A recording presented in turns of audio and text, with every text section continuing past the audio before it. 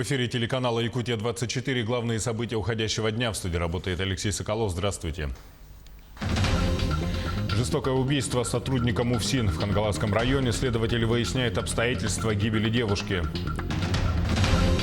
В Ленске жильцов дома, где рухнула крыша, обещают расселить, но не все владельцы квартир согласны с переездом.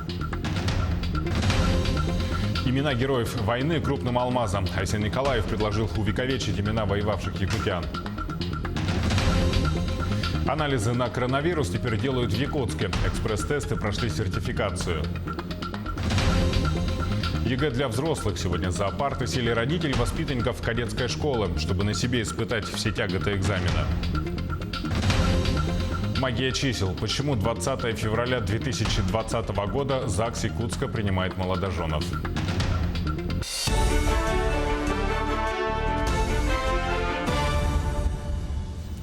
Житель Покровска накануне задержан по подозрению в убийстве жены. Новость классическая для сводок МВД. Да только это событие выбивается из остальных сводок тем, что задержанный является сотрудником Федеральной службы исполнения наказаний.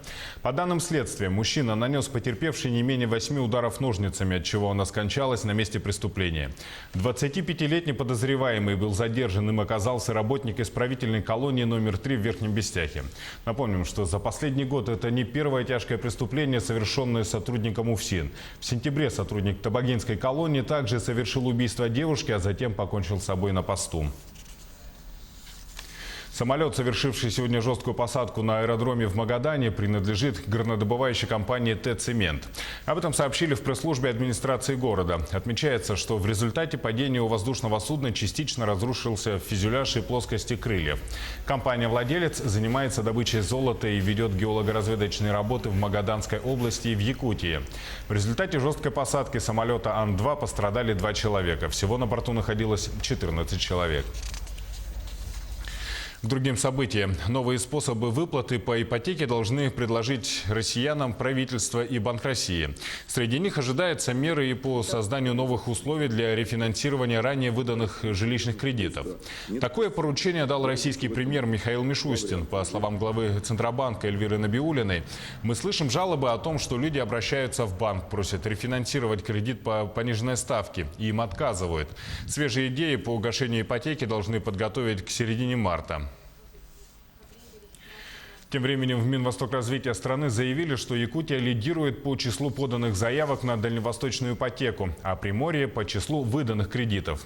Дальневосточная ипотека – это кредит для молодых семей, приобретающих жилье, которое могут оформить супруги, чей возраст не превышает 35 лет, и неполные семьи с детьми. Также ипотека доступна владельцам дальневосточных гектаров без ограничения по возрасту, если они используют землю под жилищное строительство. Максимальный срок кредитования – 20 лет. Банк может выдать на приобретение жилья максимум 6 миллионов рублей. Первоначальный взнос должен составлять минимум 20% от стоимости недвижимости. Оформить льготный кредит можно до 31 декабря 2024 года.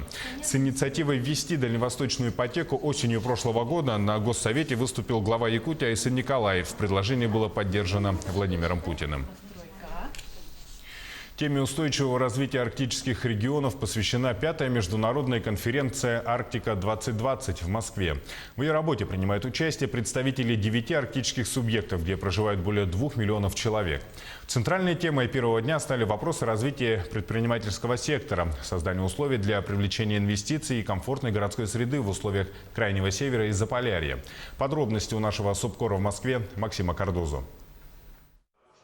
Ни для кого не секрет, арктическая повестка стала трендом государственной политики России. Так, в арктической зоне с 2020 года будет создан особый экономический режим. В Госдуму внесен пакет законопроектов, предусматривающий систему налоговых преференций для инвесторов. Любой зарегистрированный в Арктике предприниматель, который готов реализовать новый инвестпроект и создавать новые рабочие места, вложив не менее 10 миллионов рублей в любую территорию арктической зоны, получит статус резидента и льготный режим налогообложения. НДПИ для новых нефтяных провинций в Восточной Арктике, это север Красноярского края, Чукотки и Якутии, составит 0 в течение 12 лет и будет поэтапно увеличиваться с 2013 по 2017 год промышленной добычи. И по оценкам Минэнерго, только эти налоговые льготы запустят реализацию в Арктике 9 крупнейших экономических проектов с объемом инвестиций 15 триллионов рублей. Было также озвучено, что Миндальвостокразвитие поддержит пилотный проект по созданию сети торгово-логистических центров в Якутии для обеспечения северного завоза, а также поддержку получит Северо-Восточный федеральный университет как Институт развития Восточной Арктики. Мы должны начинать с науки. Александр Викторович в своем докладе сказал о том, что Северо-Восточный университет – это научный центр для Восточной Арктики, на которую сегодня сделана ставка во всем нашем российском великом государстве. Надо 2 научно-образовательных центра как минимум. Только наши передовые технологии в области техники, технологий, живых систем могут позволить нам правильно, грамотно, бережливо вернуться к возрождению Арктики. Новая государственная арктическая стратегия до 2035 года предполагает и прорыв в области технологий. На выставке конференции «Арктика-2020» впервые был представлен арктический беспилотник SEA Drone MG. Аппарат полностью герметичен, то есть отвечает требованиям IP67 для того, чтобы работать на море, при соляном тумане. Есть возможность посадки на воду, достаточно устойчивая работа в арктических условиях. Это позволяет ему летать не 30-40 минут, а 3-4 часа, в том числе и вот с полезной нагрузкой. Сейчас планируется как раз испытание с георадаром для измерения толщины льда на озере Лабынкыр. Отметим, что Россия с 2021 по 2023 годы будет председательствовать в Арктическом совете. В этот период будет уделяться внимание устойчивому развитию арктических территорий с акцентом на региональные инициативы. Туяра Константинова, Виктор Олесов, Максим Кардозу, Москва. Полуразрушенные дома, сгоревшие постройки, неблагопристойный вид поселка. Этот вопрос тревожит жителей Серебряного Бора Нерюнгринского района. Как нам пояснили в местной администрации, для того, чтобы поселок преобразить, в первую очередь необходим демонтаж и рекультивация старых домов. Именно из-за них поселок выглядит как после апокалипсиса. Кроме того, разрушенные здания несут и угрозу. Речь идет о том, что в последнее время эти старые расселенные дома все чаще горят. Бытует мнение, что их поджигают, чтобы таким образом быстро решить проблему. Но так как эти дома имеют железный каркас, после пожара развалины гораздо сложнее разобрать. К тому же из-за бесконечных пожаров страдают рядом стоящие новые дома. Для того, чтобы привести поселок в порядок, нужны дополнительные деньги. Сейчас у нас ведется взаимодействие с Министерством строительства, с республиканскими органами исполнительной власти на вопрос выделения денежных средств как раз-таки для рекультивации. Если все благополучно сложится и денежные средства будут выделены, а здесь примерно нужно 33 миллиона. Это самые заниженные расчеты. В течение 3 месяцев летних мы сможем облагородить поселок, рекультивировать земельные участки под многоквартирными домами. А в Ленске жильцов аварийного дома с рухнувшей крышей обещают расселить вне очереди. Большинство из них рады новым квартирам, но есть и те, кто отказываются от нового жилья. Чем может обернуться такая принципиальность, разбиралась Ксения Журавлева. Этому дому 60-го года постройки ремонт требуется уже давно. Он пережил 3 наводнения и не раз был признан аварийным. Впервые жильцам пообещали выдать новые квартиры еще 18 лет назад. С каждым годом строение еще больше приходило в негодность. 8 февраля на пульт Ленской ДДС поступил звонок от жительницы одного из домов по улице Чапаева. Там под тяжестью снега рухнула крыша. К счастью, обошлось без жертв, но жители, опасаясь за собственную жизнь, не торопились возвращаться в свои квартиры. Служба МЧС всех успокоила. Это безопасно. О том, как развивается ситуация дальше и что решила экспертная комиссия, будем разбираться сегодня. Часть из них сегодня так и живут здесь, под той же прогнившей крышей. Находиться в квартирах, говорят, небезопасно. Из трещин на потолке, по словам жильцов, на голову падает штукатурка. Было общее собрание в августе, и мы подавали 3 сентября в прокуратуру письмо. А до этого ходили на прием к Харунову и так далее. Он говорит: хороший дом, стойте по плану. После случившегося пострадавшим пообещали новое жилье, но не все на него согласны. Большинство жителей предоставленные мэрией варианты устроили, но есть и те, кто не готов в них заселяться. Причины разные. У кого-то разнополые дети, кто-то считает предложенные дома ненадежными. Сегодня отдел переселения отрабатывает с ними, и если собственниками жилья будет принято решение всеми о переселении, о получении новых квартир, то дом будет расселен и сразу пойдет под снос. Если в ближайшее время споры между жильцами и администрацией не разрешатся, дому предстоит капитальный ремонт, после которого жильцам придется вернуться в свои старые квартиры до даты их официального расселения по муниципальной программе. А это сентябрь 2020 года. Ксения Журавлева, Анатолий Гуськов, телеканал «Алмазный край».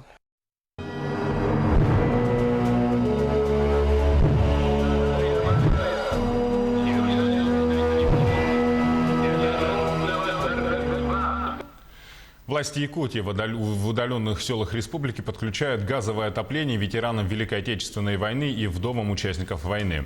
Мера социальной поддержки до этого года была недоступна, но с развитием магистральной сети «Сила Сибири» работа в этом направлении началась. Также из госбюджета республики участникам войны и ветеранам тыла выделяют деньги на ремонт жилья.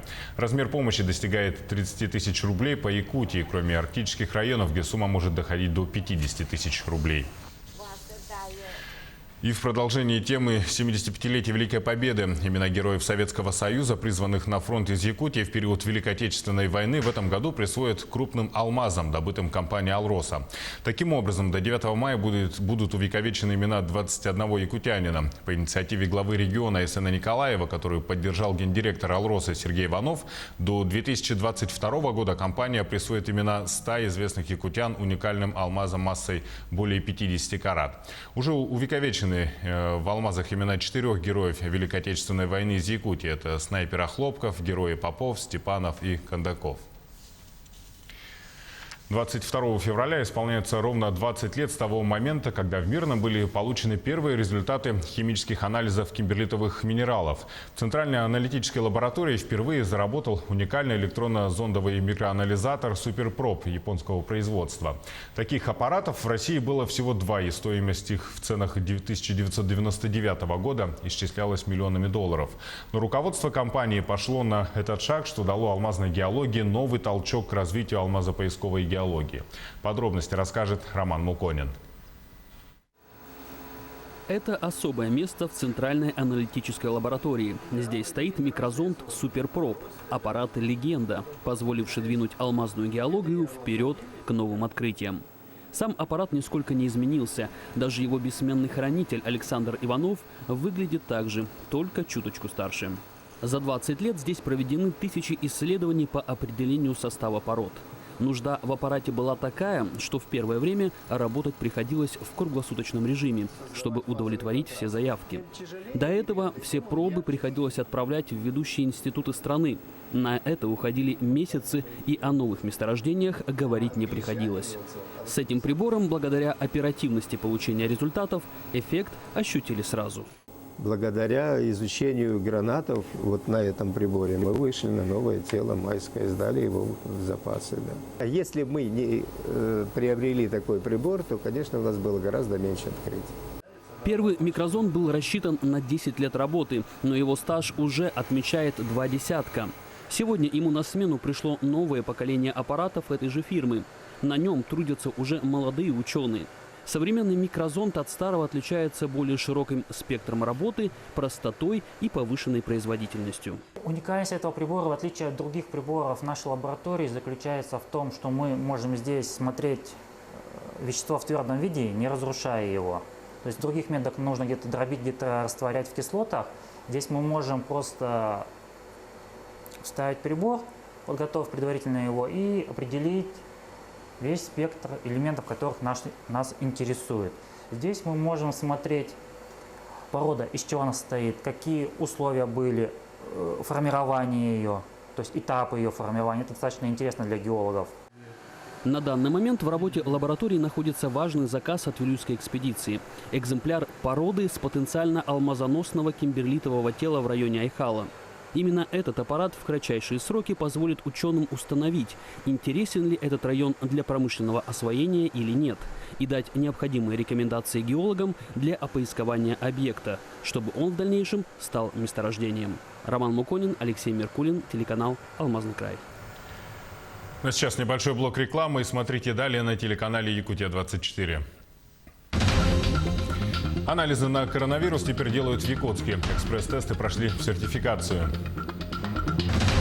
ЕГЭ для взрослых. Сегодня за парты сели родители воспитанников кадетской школы, чтобы на себе испытать все тяготы экзамена.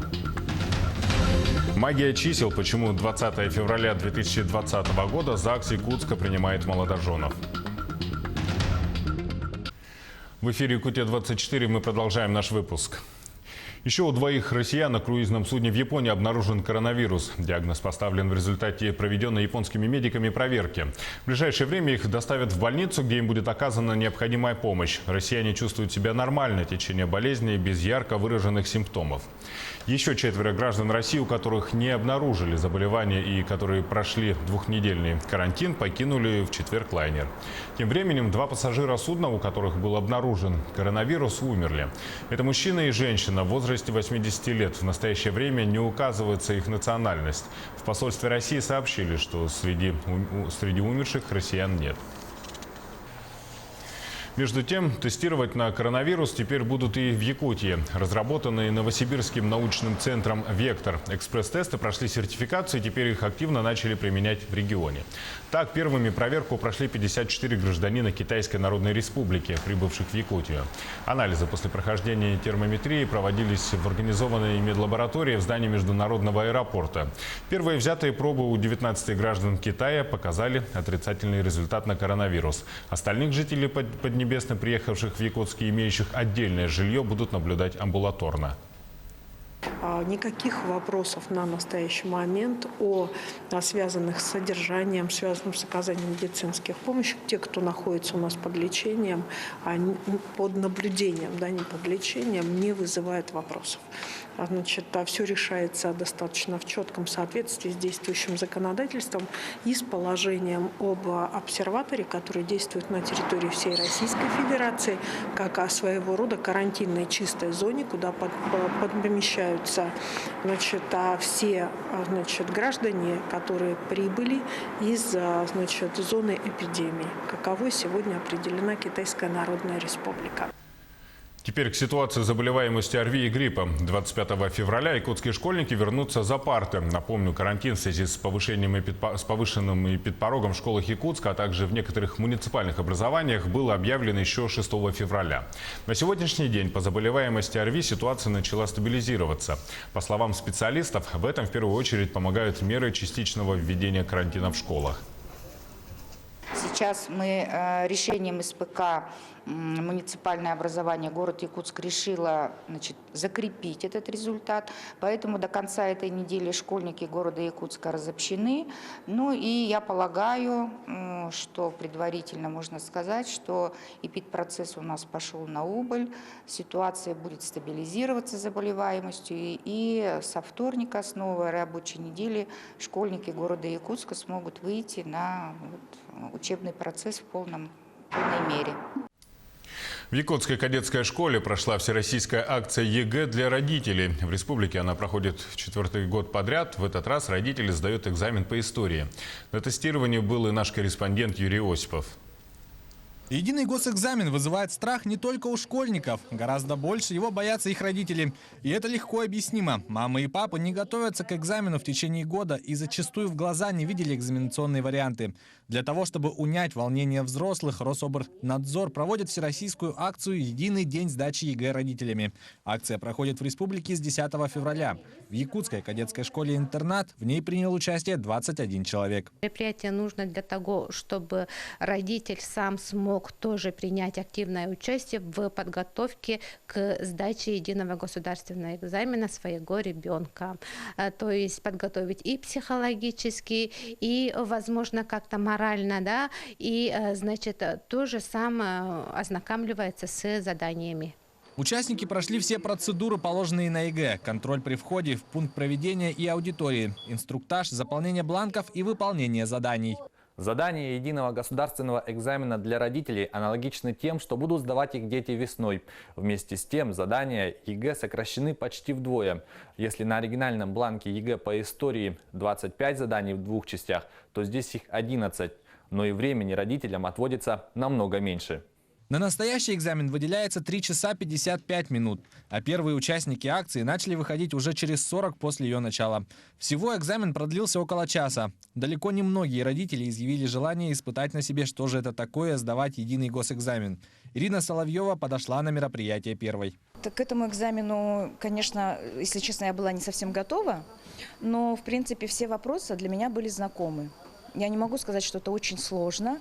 В принципе, если ребенок учится, и он учится не пропуская, то, конечно же, я думаю, что это вполне допустимо, чтобы сдать хорошо этот экзамен по истории. Я считаю, что это очень важно, что каждый родитель должен знать, какой путь именно на ОГЭ, на ЕГЭ проходит его ребенок, чтобы поддержать его, чтобы дать полную силу, чтобы он подготовился, чтобы помочь ему в подготовке к этому экзамену, да, и быть с ним на одной волне, как бы, да, быть в курсе всего. С тем, что сдать ЕГЭ лично – полезный опыт, который помогает развеять многие страхи, согласны все родители, которые сегодня попробовали себя в роли выпускника и сдавали экзамен.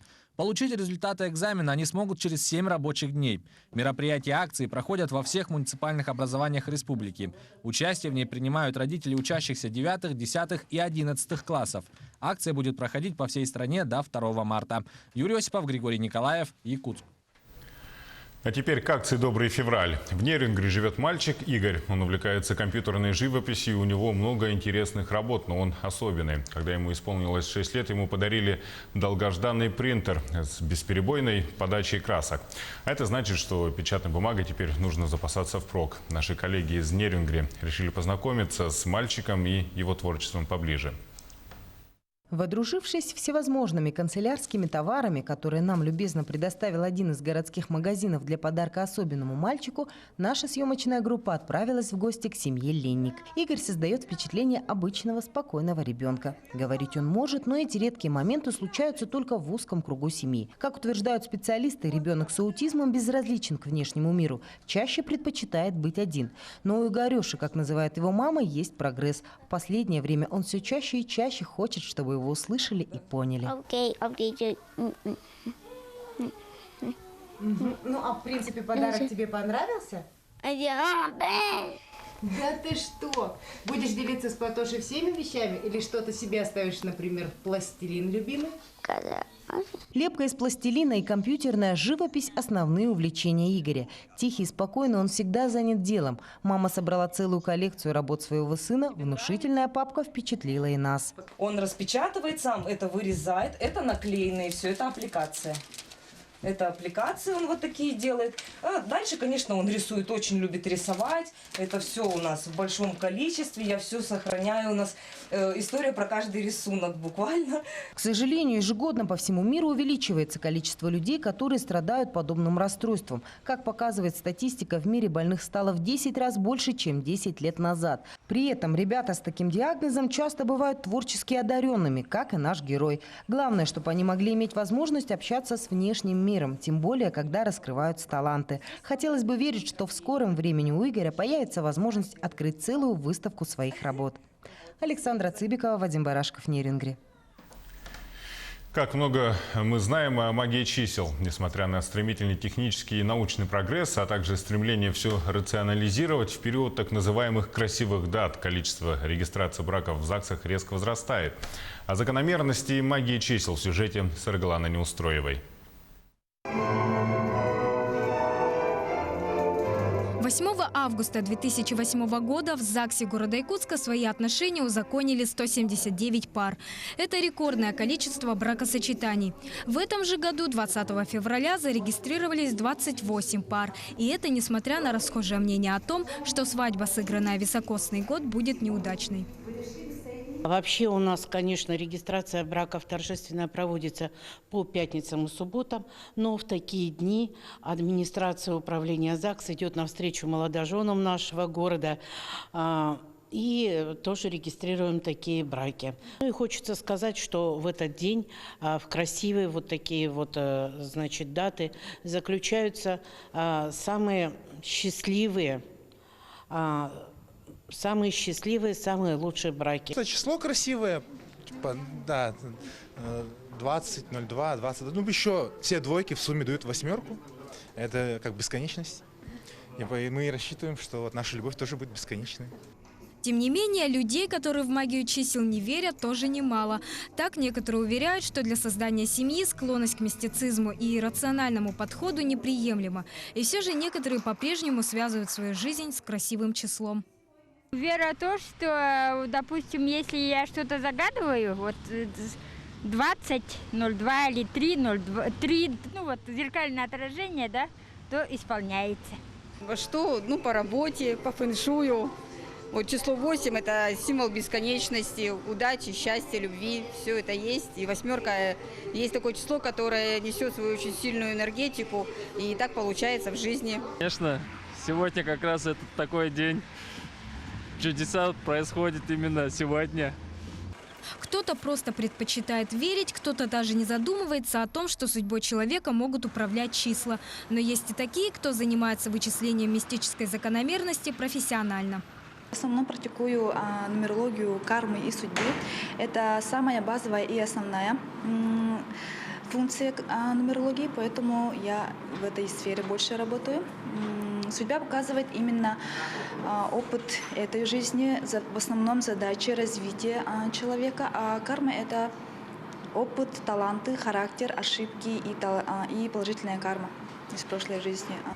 Как бы то ни было, вера в сверхъестественное – личное дело каждого. С уверенностью можно утверждать лишь одно – серьезный настрой и искреннее стремление к исполнению желаний поможет каждому. Саргалана Неустроева, Георгий Григорьев, Григорий Николаев, Якутск. Телеканал «Якутия-24» следит за развитием событий. Не переключайтесь, оставайтесь с нами. Удачи вам!